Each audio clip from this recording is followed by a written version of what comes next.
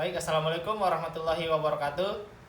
Perkenalkan, nama saya Bustanul Herrahman, NIM 22024014036.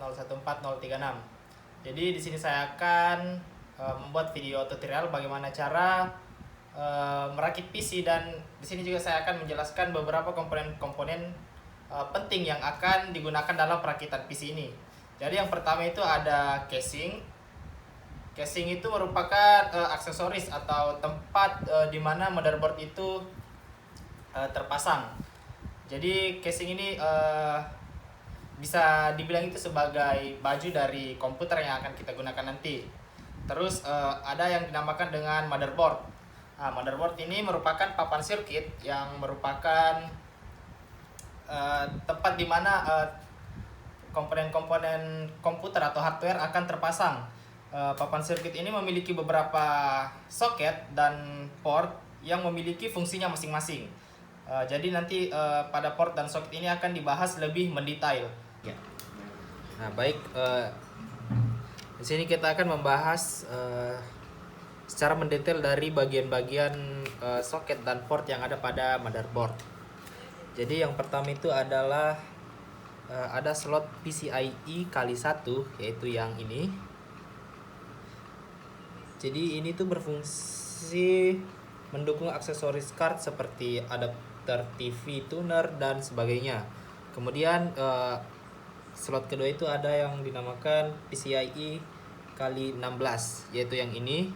Jadi ini itu berfungsi untuk penempatan VGA. Terus ada yang dinamakan dengan soket audio. Nah, soket audio itu yang ini.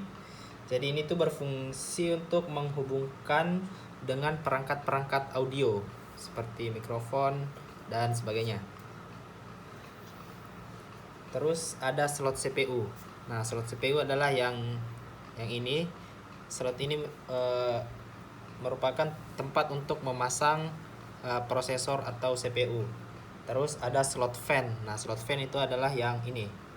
Nah, ini itu berfungsi untuk memberikan daya pada kipas yang terpasang pada heatsink. Terus ada slot memori, yaitu yang ini. Yang seperti ini, ada 2 slot. Slot memori ini soket untuk memasang RAM.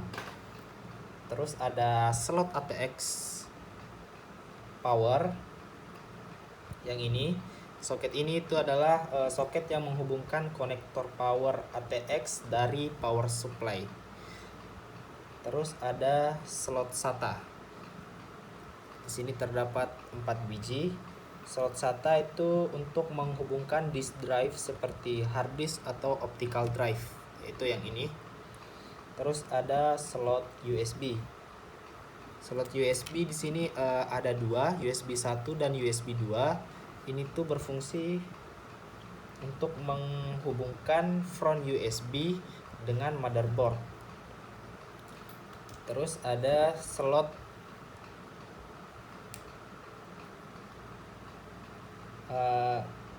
kemudian ada chipset. Nah, chipset itu tampilannya seperti ini.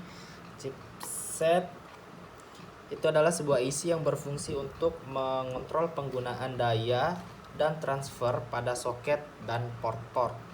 Terus ada baterai CMOS. Baterai CMOS ini digunakan untuk mempertahankan data dari chip CMOS yang berisi hal-hal seperti tanggal, waktu, jenis hardware, dan lain-lain. Nah, kemudian port-port yang ada pada motherboard, di sini ada port jack, yaitu yang ini untuk port output, terus ini port input dan port audio. Terus ada port RJ45, terus ada port USB, ada 4 buah. Kemudian di sini itu adalah line komunikator, dan ini tuh port VGA, dan ini untuk port keyboard dan mouse untuk konektor versi PS strip 2.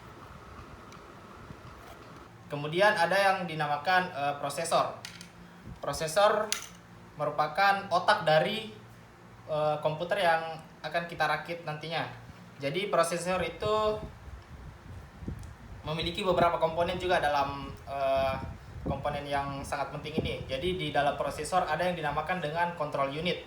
Jadi control unit itu merupakan lalu lintas dari kegiatan input dan output yang terjadi di dalam komputer.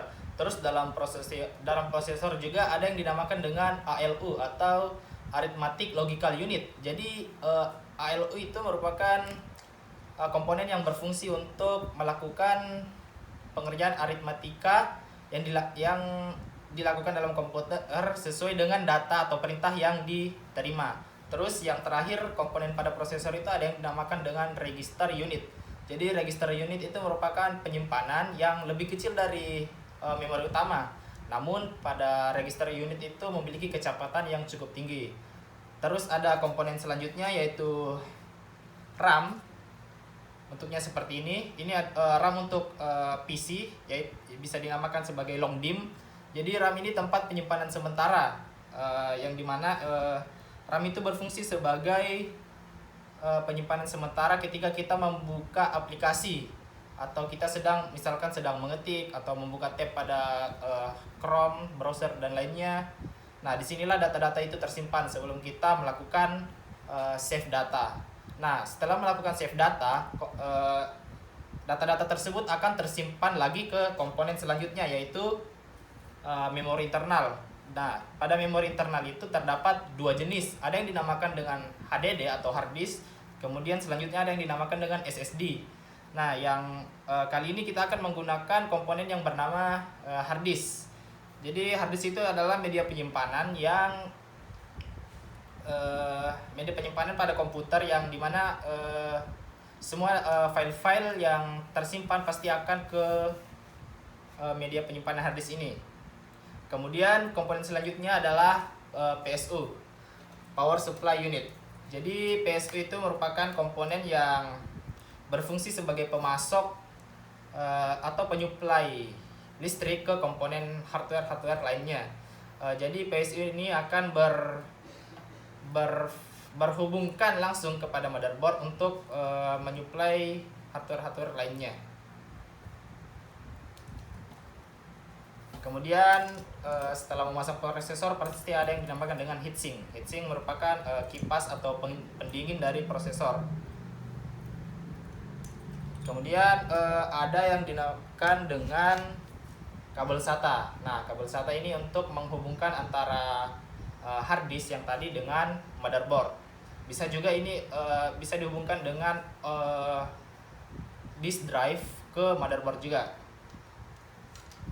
Mungkin sekian komponen-komponen penting yang akan kita gunakan dalam perakitan PC ini. Selanjutnya kita akan ke video perakitan.